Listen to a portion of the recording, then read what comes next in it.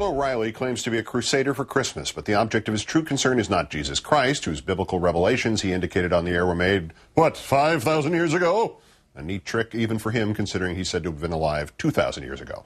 Nor is O'Reilly's focus Santa, really, nor even Frosty the Snowman. More like a straw man of the war on Christmas.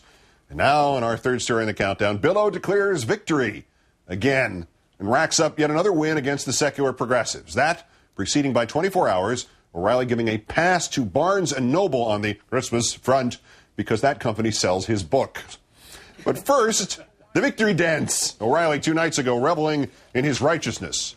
No joy in SPville. The far-left secular progressive community is furious. Furious, I tell you, about losing the war on Christmas. Who? Who cares?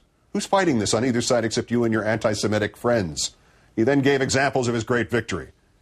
In Wisconsin, the state assembly has voted to restore the name of the Christmas tree to the Christmas tree. SPs had changed it to the holiday tree. On Capitol Hill, the House voted yesterday 372-9 to recognize the, quote, importance of the Christmas tradition and to condemn bigotry against Christians. O'Reilly then called out the 9 lawmakers who voted against the resolution. More on that in a moment. So, all over the country, the sights and sounds of Christmas are on display.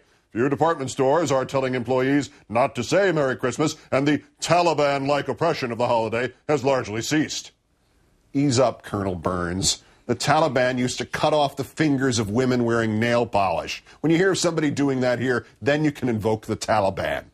Just for good measure, Billow then compared a critic, a writer from the Philadelphia Daily News, to other great religion haters of the ages. Joseph Stalin, Mao, and Fidel salute you. And he finished up by declaring that the factors reporting on Christmas is one of the most important things we've done. Well, given how little you have done, the bottom line is this: we won. But just one day later, a Focus on the Family fellow tried to tell Billow that Barnes & Noble was intentionally removing the word Christmas and using that holiday theme. O'Reilly suddenly switched gears, uttering the genius line, "They sell a lot of books at Barnes & Noble." No kidding. And when the guest suggested that people should spend their money in a place that's not scared to wish you a Merry Christmas, O'Reilly replied, "I think a lot of people feel the same way, which is why we reversed the trend. But I'm not going to come down hard on Barnes & Noble." That doesn't even scratch the surface of O'Reilly's war on sanity, since he already declared victory a week ago.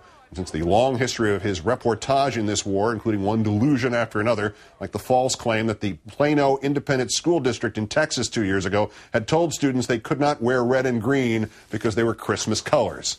Never happened. To get to the bottom of the war on Christmas, particularly with regard to our nation's capital, let's turn to the national political reporter of the Washington Post, MSNBC analyst Dana Milbank. Dana, good evening. Ho, ho, ho. Merry Christmas. The big picture first. War on Christmas, mission accomplished. Well, this is no time, Keith, to cut and run in this war, and I think the secularists are in their last throes. I believe there are pockets of dead-enders, but if the secularists want to continue to fight, I say bring them on. The vote in the House that we've mentioned, this was truly a cultural touchstone. In October, Congress had voted on resolutions to recognize the Islamic faith and Ramadan. They voted to support the Indian celebration, Diwali. Tuesday, they voted on this Christmas resolution to acknowledge the international religious importance of Christmas and the Christian faith, and all the resolutions passed overwhelmingly. So does this mean that a renewed war on Christmas or war on Ramadan or war on Diwali would require some sort of congressional authorization vote?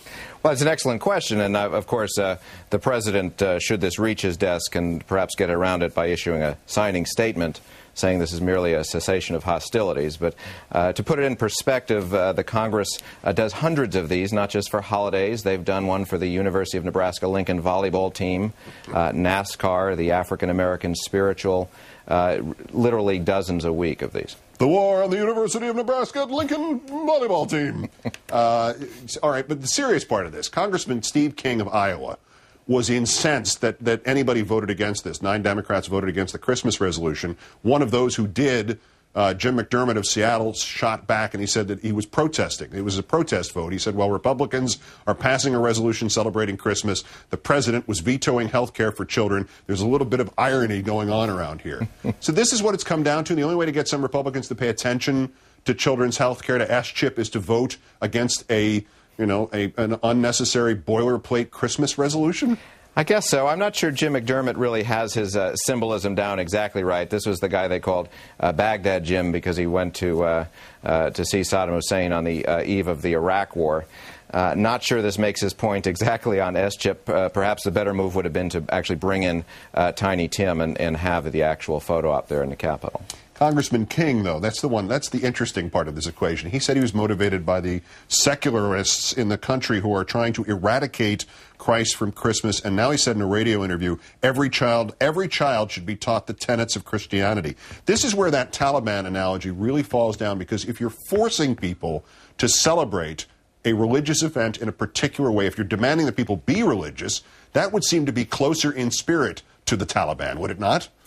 Yes, I suppose so. In fact, if Congressman King were to use the proper analogy, he'd still be calling the other side the godless communists, and his own side could, in fact, be the Taliban. But in the holiday spirit, let's grant him this. And, of course, there are other battles to begin fighting. I don't know if you noticed this, but Bill O'Reilly, your friend, last night announced that there were 9 days in Hanukkah. Now, for the past 5,000 years, there have only been 8. So I can see where this battle is going next year. Oh, man.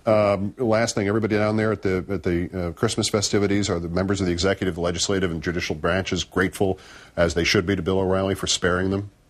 They are. The White House is continuing its holiday party tradition. The president is in such a good mood, he even had the reporters over there last night. Yeah, what doesn't he go after the White House for a holiday party then? We're going to buy into this for a penny, go for a pound. Dana Milbank of the Washington Post and MSNBC, have a great weekend and any holiday that you care to support and enjoy. And you too.